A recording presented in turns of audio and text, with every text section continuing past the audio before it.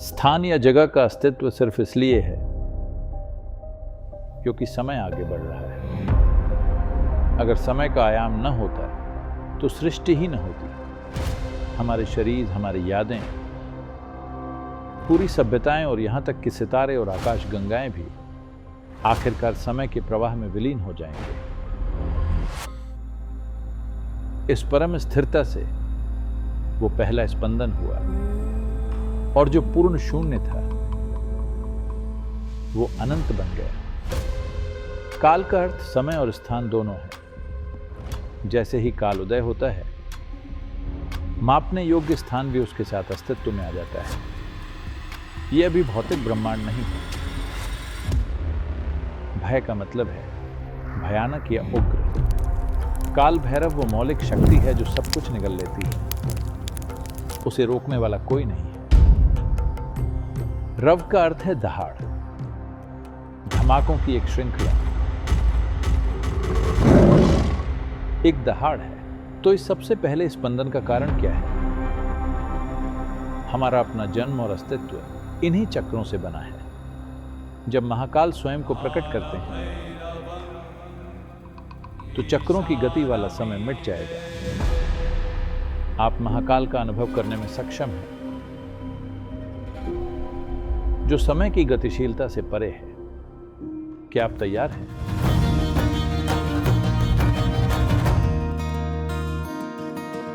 नमस्कार। 360 में आप सबका स्वागत है। इस पूर्णिमा के दिन, ये अधिक ज्येष्ठ मास की पूर्णिमा है। अधिक का शाब्दिक अर्थ है अतिरिक्त महीना। ये उस लीप महीने की तरह है जिसमें चंद्र सौर कैलेंडर खुद को तालमेल मिलाता है। चंद्र महीनों के कारण जो दिन कम हो जाते हैं, उन्हें पूरा करने के लिए एक अतिरिक्त महीना जोड़ा जाता है, अधिक यानी एक्स्ट्रा। तो आज के दिन हम काल भैरव की प्रकृति के बारे में जानेंगे। आइए काल भैरव अष्टकम से शुरुआत करते हैं, जिसे हमने स्थापना के उद्देश्य से बनाया था। काल कालम महाकालम भूतनाथं भैरवम् रुद्र रुद्रं महारौद्रम् उग्ररूपं भैरवम् देवदेवं महादेवम् क्षेत्रपालं भैरवम् महारूपं महायोगम् कालभैरवम् ईशानमीडे।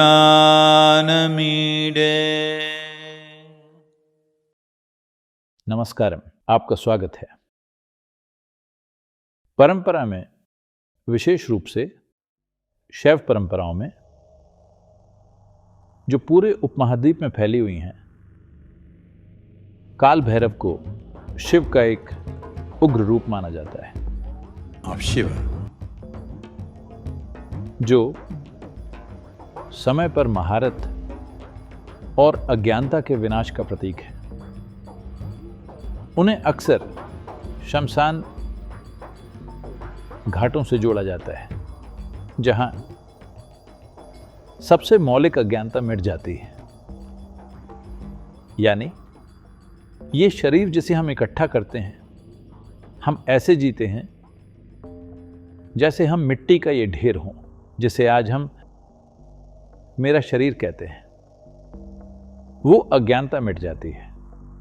उस अज्ञान के साथ ही जो सभी अज्ञानताओं की आधारशिला है, सब खत्म हो जाता है।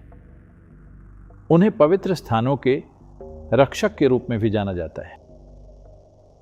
यानी वो क्षेत्रपाल है और समय पर उनकी महारत है, और इसी कारण जीवन और मृत्यु पर भी। वैसे काल भैरव is not असल में देखें तो विनाश के देवता नहीं है। इसके बुनियादी अर्थ में देखें तो बल्कि समय के सक्रिय और ना रुकने वाले आयाम को भव्यता से दर्शाते हैं। वो हमें याद दिलाते हैं कि समय ही सब कुछ बनाता है और उसकी पहुंच से कोई नहीं बचता। इससे पहले कि हम काल भैरव पर आएं, आखिर ये काल क्या है? योग परंपरा में काल या समय को अस्तित्व के बिल्कुल बुनियादी आधार के रूप में समझा जाता है।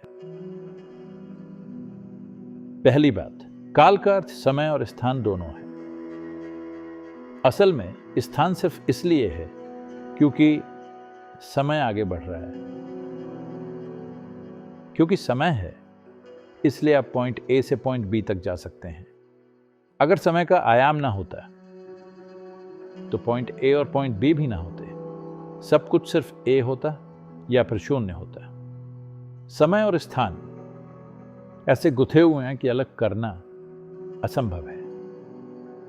आधुनिक विज्ञान इसे स्पेस टाइम कहता है। अल्बर्ट आइंस्टाइन ने इसके बारे में बात की थी, लेकिन योग संस्कृति में इसे बहुत पहले ही समझ लिया गया था। काल का अर्थ अंधेरा या शून्यता भी है। अंधेरा सिर्फ रोशनी की अनुपस्थिति नहीं है। रोशनी को देखने के लिए आपको या तो उसके स्रोत की जरूरत है या किसी ऐसी चीज की जो उसे रोक कर रिफ्लेक्ट कर सके। पूर्ण शून्यता में सबसे तेज रोशनी भी अदृश्य होती है क्योंकि उसे पकड़ने वाला कोई नहीं है। देखिए, आप यहां मेरा हाथ देख सकते हैं क्योंकि यह रोशनी को रोकता है, यह अपारदर्शी है। लेकिन हवा जो हमारे जीवन के लिए जरूरी है, उसे आप नहीं देख सकते क्योंकि वो रोशनी को नहीं रोक रही। परम शून्यता में सबसे तेज रोशनी भी नहीं दिखेगी क्योंकि उसे रोकने के लिए कुछ नहीं है। इसलिए शून्यता नीरस या निर्जीव नहीं है, ये असल में अनंत संभावनाओं से भरी हुई है। ये वो स्थान है जो जीवित और मृत दोनों के लिए संभावनाओं से भरा है। योग परंपरा में जब हम काल यानी अंधेरे की बात करते हैं तो हम किसी खालीपन का वर्णन नहीं कर रहे होते, बल्कि जीवन की संभावनाओं से भरे एक जीवंत स्थान की बात करते हैं। सारी सृष्टि, सारा जीवन इसी परम अंधकार से निकलता है जिसे हम शिव या महाकाल कहते हैं। अलग अलग परंपराओं ने इसे अलग अलग परिभाषाओं के साथ कई नाम दिए हैं, लेकिन योग संस्कृति में इसे महाकाल के रूप में जाना जाता है और ऐसा ही तांत्रिक परंपराओं में भी है। महाकाल वो परम निश्चलता है जो खुद समय से परे है। हम जिस समय को जानते हैं सृष्टि की चक्रीय गति का परिणाम है। उसके परे स्थिरता की एक परम अवस्था है जिसे हम महाकाल कहते हैं। यह स्थिरता विशुद्ध संभावना है। अभी तक कुछ भी नहीं हुआ है, न कोई सृष्टि है न कोई हलचल, बस असीम मौन है। लेकिन इसकी स्थिरता के भीतर हर चीज के अस्तित्व में आने की क्षमता पहले से मौजूद है। फिर इस परम स्थिरता से एक गूंज, जिसे योग विज्ञान स्पंद कहता है, निकलती है। पहला स्पंदन within इस असीम चेतना के भीतर जो सृष्टि को संभव बनाता है। यह कोई भौतिक हलचल नहीं है, बल्कि एक सूक्ष्म हलचल है जहां सृष्टि के भौतिक आयामों के प्रकट होने की संभावना पैदा होती है। arises. तो इस पहली गूंज या स्पंदन का कारण क्या है?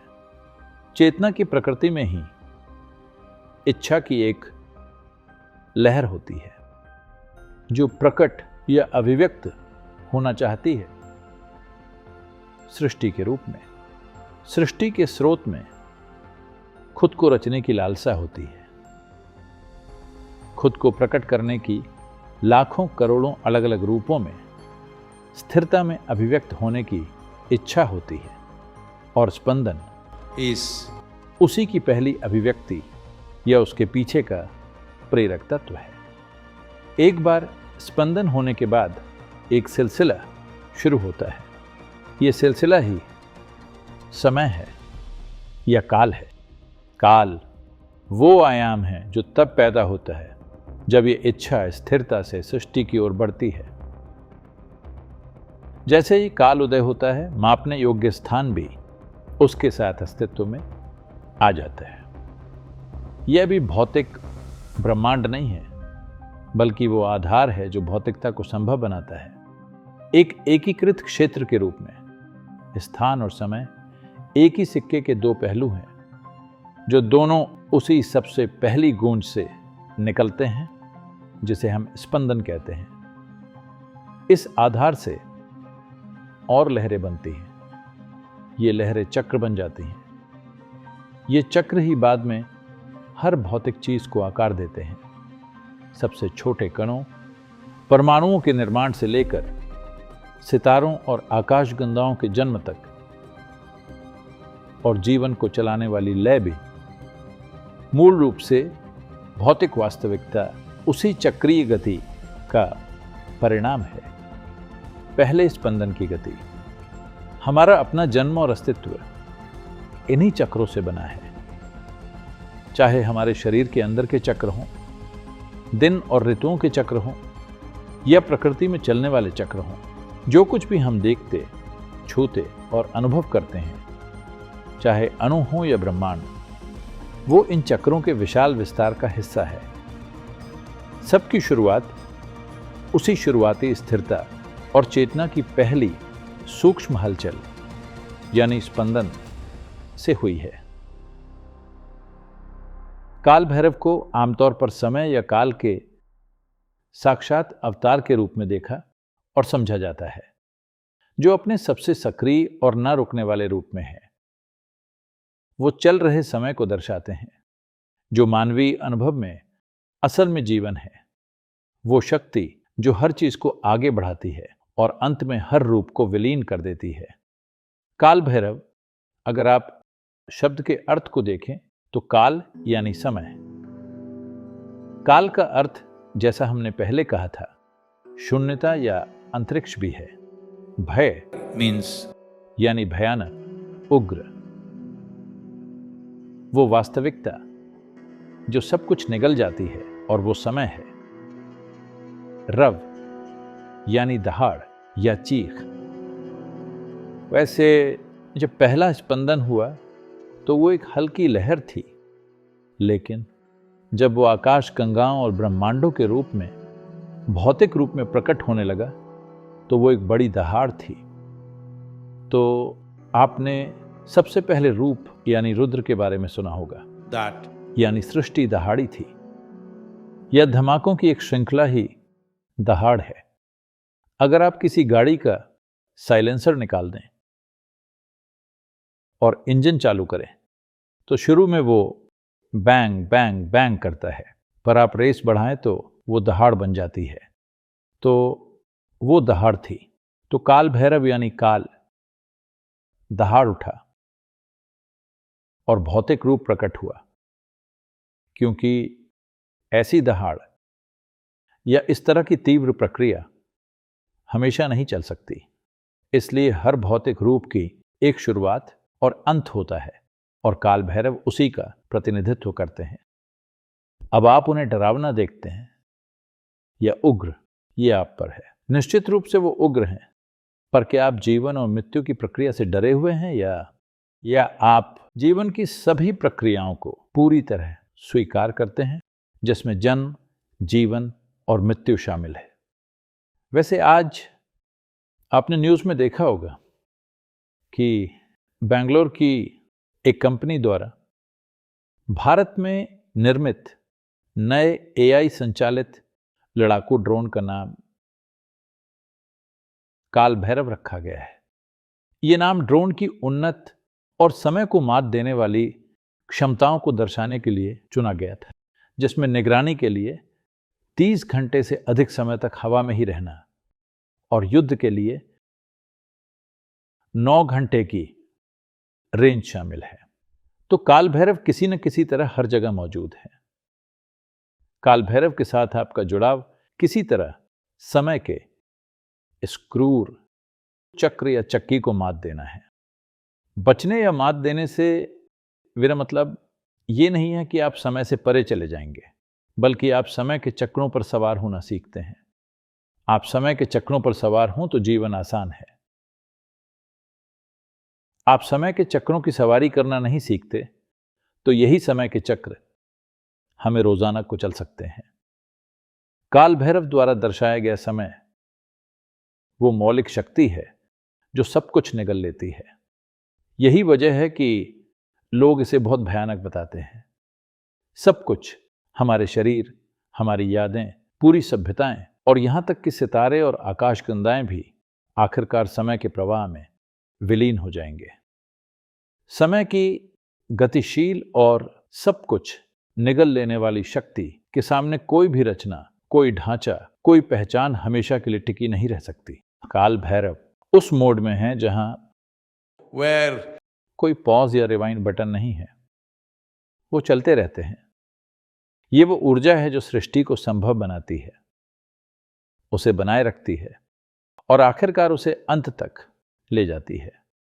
योग विज्ञान में यह सिर्फ एक विनाशकारी सिद्धांत नहीं है, बल्कि ये बनने और मिटने की प्रक्रिया ही है। जब महाकाल यानी विशाल समय खुद को प्रकट करता है तो गतिशील समय यानी चक्रों वाला समय बिल्कुल मिट जाएगा। इंसान होने का यही सौभाग्य है कि अगर आप इच्छुक हैं तो यहीं रहकर इस भौतिक शरीर में जो which is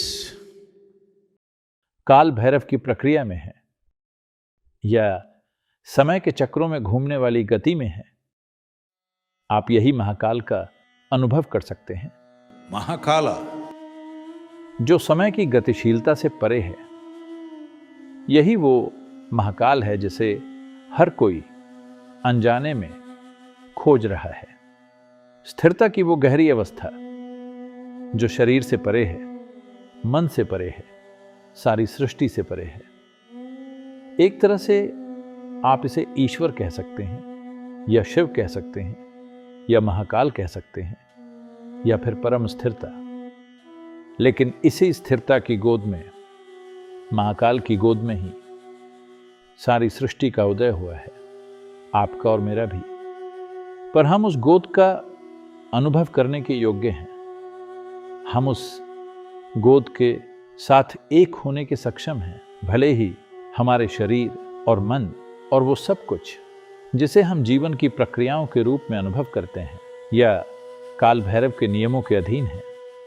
तो समय और स्थान की to see गतिशीलता के पार देखने के लिए, सृष्टि की गतिशील प्रकृति के पार देखने और सृष्टि के स्रोत को देखने या महाकाल का स्वाद चखने के लिए जिसकी जरूरत है वो है वैराग्य। वैराग्य शब्द का अर्थ है, राग का अर्थ है raga means रंग, वै का अर्थ है रंग से परे। या दूसरे शब्दों में अगर आप पारदर्शी हो जाते हैं, यानी कि शरीर और मन के साथ आपकी पहचान मिट गई है, यानी आपके पास शरीर और मन तो हैं, पर अगर आपकी उनसे पहचान मिट गई है तो आप पारदर्शी हो जाते हैं। इस पारदर्शिता में आप काल भैरव के नृत्य के पार देख सकते हैं। आप उस स्थिरता और सृष्टि के आधार की परम गहराई का अनुभव कर सकते हैं, जिसे महाकाल कहा जाता है। हर इंसान इसे जानने के योग्य है, हर इंसान इसे जानने में सक्षम है। सवाल बस इतना है कि क्या आप इच्छुक हैं जीवन के मूल आधार को देखने के लिए? because क्योंकि आधार की मजबूती ही आपने आधार पर कितना ध्यान दिया है वो तय करता है कि ढांचा कितना टिकेगा, वो कितना उपयोगी होगा और वो कितने समय तक चलेगा। वैराग्य तक पहुंचने पर आप अपने भीतर से गुजरने वाले अनुभवों को न तो रोकते हैं और न ही रिफ्लेक्ट करते हैं। आप किसी भी चीज का विरोध नहीं कर रहे हैं, न ही उससे चिपक रहे हैं। खुशी, दर्द, सफलता, असफलता, दुख, पीड़ा, आनंद, ये सब बिना कोई छाप छोड़े आप में से गुजर जाते हैं। दूसरे शब्दों में, आप बिना किसी खरोंच के अछूते होकर जीवन से गुजरते हैं। इस स्थिति में आप अतीत और भविष्य के चक्रों में मजबूरीवश नहीं फंसते और या समय के माध्यम से मन की बेचैन हलचलों में नहीं खिंचते। जन्म के अनंत चक्र, जीवन की कठिनाइयां और मृत्यु का भय, ये सभी चक्र आपके अंदर नष्ट हो जाते हैं। इसलिए नहीं कि वे घटित नहीं होंगे, बल्कि इसलिए कि आप इन गतिविधियों के पार देख पाते हैं, क्योंकि आपने जीवन के उस बुनियादी पहलू को छू लिया है जिसे हम महाकाल कहते हैं। योग विज्ञान में इसे परम स्वतंत्रता का द्वार माना जाता है, यानी मुक्ति या मोक्ष। मुक्ति यानी हर बंधन से छुटकारा, जिसमें कर्म के गहरे चक्र शामिल है। असल में इसका मतलब यह है कि जो शरीर आपके पास है, मन तो आपको पता ही है, पर जो आपका शरीर है वो भी यादों का एक ढांचा है। यह तत्वों की स्मृति है, क्रमिक विकास की स्मृति है, कर्म की स्मृति है। स्मृति के चेतन और अवचेतन स्तर हैं और स्मृति के व्यक्त और अव्यक्त स्तर हैं। और अभी की स्मृति जो आप में काम कर रही है, जैसे ये पता होना कि कार की चाबी कहाँ है। आप में कुल 8 तरह की यादें काम कर रही हैं, जिन्हें आप मैं कहते हैं। आप इन यादों का एक संग्रह हैं। यही कर्म है। कर्म यानी दैट कर्म का अर्थ बस यादों का वो हिस्सा नहीं है जो तुरंत असर दिखाता है, बल्कि ये सब स्मृति है। यही स्मृति आपकी प्रोग्रामिंग को तय कर रही है। यह आपका सॉफ्टवेयर है। अब सॉफ्टवेयर का काम करना इससे तय होता है कि आप इसे कितनी जागरूकता से संबोधित करते हैं या आप इससे कितने अलग रहते हैं। आप अपने इस सॉफ्टवेयर से कितनी दूरी रखते हैं। आपका शरीर एक तरह का सॉफ्टवेयर है, आपका मन और भावनाएं दूसरे तरह के सॉफ्टवेयर हैं, और आपका ऊर्जा व्यवहार एक अलग सॉफ्टवेयर। तो प्रोग्रामिंग की ये सभी अलग अलग परतें मिलकर वो काम करती हैं जिसे आप मैं कहते हैं। पर अगर आप वैराग्य विकसित करें, यानी आप एक विशेष पारदर्शिता विकसित कर लें, उस दूरी की वजह से जो आप अपने अंदर मौजूद स्मृति के शरीरों से बनाते हैं, अब आपकी समय को उस गतिशीलता से परे अनुभव करने की क्षमता, जिसे हम काल भैरव कहते हैं, और समय को महाकाल के रूप में जानना, यानी स्थिर समय। योगिक सभ्यता में अद्भुत कथाएं हैं जो समय की प्रकृति और इसका आकार लेना और समय और स्थान में सृष्टि का होना, ये सभी चीजें परिभाषित करती हैं। ऐसी ही एक सुंदर कथा मार्कंडेय की कथा है। यह कहानी एक प्रतीक है उस संभावना का जिससे मनुष्य भौतिक शरीर और भौतिक संसार की सीमाओं से परे जा सकता है। समय की उस गतिशील प्रक्रिया से परे जाना, जिसे हम काल भैरव कहते हैं। मार्कंडेय के जन्म से पहले उनके माता पिता के पास एक विकल्प था। एक ऋषि के आशीर्वाद से उन्हें बताया गया था कि वे या तो एक ऐसा पुत्र चुन सकते हैं जो बिल्कुल साधारण होगा पर 100 साल जिएगा, या एक प्रतिभाशाली और तेजस्वी बच्चा जो बस 16 साल जीवित रहेगा। बुद्धिमान दंपति ने दूसरा विकल्प चुना कि वे एक तेजस्वी और प्रतापी व्यक्ति चाहते थे, भले ही वह बस 16 वर्ष रहे। एक उज्जवल असाधारण प्राणी का जन्म हुआ। इस प्रतिभाशाली प्राणी के साथ उन्हें ऐसे आनंद का अनुभव हुआ कि 15 वर्ष 15 दिनों की तरह बीत गए। जब उनके जीवन का समय समाप्त हो रहा था और उन्होंने 15 वर्ष पार किए, तो माता पिता चिंतित हो गए। उन अधिकांश माता पिता की तरह नहीं जो एक अंतहीन भविष्य के भ्रम में खुद को खो सकते हैं। वे जानते थे कि उन्हें अपने बच्चे को कब अलविदा कहना होगा। ये वो दुख है जो किसी भी माता पिता को नहीं मिलना चाहिए। हर बच्चा एक समाप्ति तिथि के साथ पैदा होता है। बस ये है कि हम में से अधिकांश को अपने या अपने बच्चों की तारीख नहीं पता होती, पर उन्हें पता थी। जैसे जैसे दिन करीब आया, उन्होंने आखिरकार मार्कंडेय को उनके जीवन की सच्चाई बताई कि 16 वर्ष की उम्र में ये खत्म हो जाएगा। मार्कंडेय अपनी आयु से कहीं अधिक बुद्धिमान थे। वो समझ गए कि क्या होगा। जब मृत्यु उन्हें लेने के लिए आई, तब मार्कंडेय ने एक साहसी कदम उठाया। वे गए और एक शक्तिशाली रूप से प्राण प्रतिष्ठित शिवलिंग को गले लगा लिया, जो विशेष रूप से काल भैरव के रूप में ऊर्जावान था। जिस पल उन्होंने लिंग को पकड़ा, समय ठहर गया। मृत्यु उन्हें छू नहीं सकी। मार्कंडेय एक ऐसे आयाम तक पहुंच गए थे जहां वे अब समय से बंधे नहीं थे। कथा कहती है कि वे हमेशा 15 वर्ष के रहे, कभी 16 के नहीं हुए, क्योंकि उन्होंने उस चेतना को स्पर्श किया जिसे हम महाकाल कहते हैं। यह कथा योगी के लिए भौतिक शरीर और भौतिक संसार की सीमाओं को पार करने की क्षमता का प्रतीक है। कुछ क्षेत्रीय और कुछ मौखिक परंपराएं, विशेष रूप से तमिलनाडु में, जो भारतीय उपमहाद्वीप का सबसे दक्षिणी राज्य है, और स्कंद पुराण में भी ये कहा गया है कि ये असल में भैरव का 8वां अवतार था, काल संहार मूर्ति, जिसने मार्कंडेय को अमरता का आशीर्वाद दिया। 8 भैरवों में से अंतिम भैरव, जो शिव की या भैरव की 8 अभिव्यक्तियां हैं।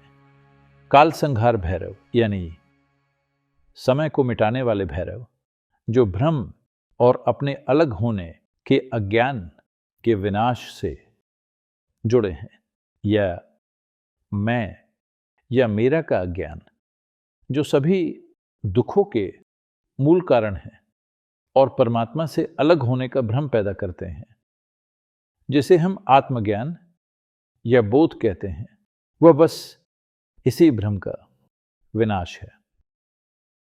आत्मज्ञान कोई प्राप्ति नहीं है, कोई उपलब्धि नहीं है, कहीं जाना नहीं है।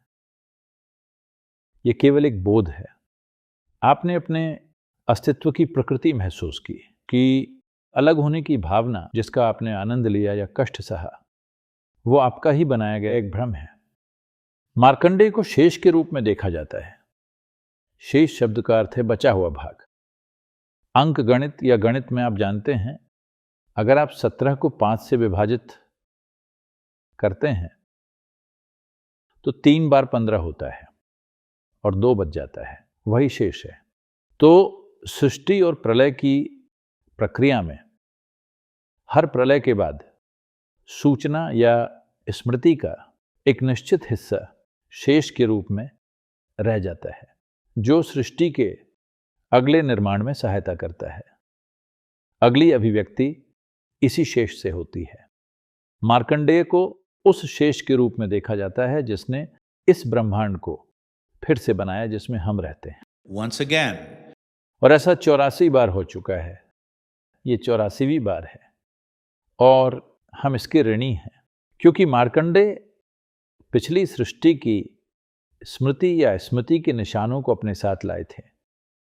पिछली सृष्टियों की स्मृतियों के अवशेष के रूप में मार्कंडेय का हमारे पास आना, इसने हमें समय की गतिशीलता और उस सृष्टि के संगठन का लाभ दिया जिसमें हम आज मौजूद हैं। तो योगिक परंपरा में मार्कंडेय को बहुत सम्मान दिया जाता है, क्योंकि वे पिछले ब्रह्मांडों या पिछली सृष्टियों से शेष भाग लेकर आए थे। क्योंकि मैं नहीं चाहता कि यह एपिसोड अनंत काल तक चले।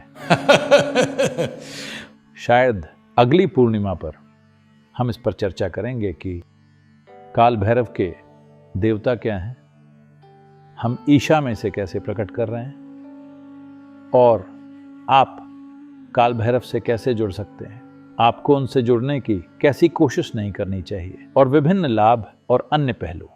शिव पुराण में कहा गया है, ब्रह्मांड में भगवान शिव के 8 रूप समाहित हैं जो इसमें व्याप्त हैं। ब्रह्मांड एक धागे में मोतियों की तरह टिका हुआ है। शिव या काल भैरव के ये 8 रूप क्या हैं और हम इन संख्याओं को कैसे प्रकट करते हैं, हम इसे बहुत ही सरल रूप में समझ सकते हैं। इससे पहले कि हम इसमें जाएं, हम इसे अगले पूर्णिमा के दिन देखेंगे। इसे सरल रूप से समझने के लिए आप जानते हैं ये 0 है। आप इसे थोड़ी ऊर्जा या स्पंद दें। अगर ये ऐसे बन जाता है तो जो कुछ भी नहीं था अब वो एक अनंत सृष्टि बन रहा है। आपको समझना चाहिए कि सीमित और अनंत तभी आते हैं क्योंकि संख्याएं हैं। अनंत वो संख्या है जहां आप गिनकर नहीं पहुंच सकते। जो पूर्ण शून्य या शून्यता थी वो अनंत हो गई। आप जानते हैं यही पूरी दुनिया में अनंत का प्रतीक है, क्योंकि यह प्राचीन भारत की संख्या प्रणाली से आया है। तो ये अनंत सृष्टि जब उचित भौतिक रूप लेती है, जो उस रूप में उपलब्ध होता है जिसे हम काल भैरव कहते हैं, तो वो घूम जाती है और 8 बन जाती है। भैरव के 8 रूप, क्योंकि 8 वही रूप है जो कुछ भी नहीं था। स्पंद के ऊर्जा संचार के साथ यह अनंत हो गया और फिर यह भौतिक अभिव्यक्ति के रूप में खड़ा हुआ, बहुत गहराई से उन शक्तियों के अधीन जिन्हें हम काल भैरव कहते हैं। 8 रूप हम अगली पूर्णिमा पर इस बारे में और जानेंगे, जो ज्येष्ठ पूर्णिमा है।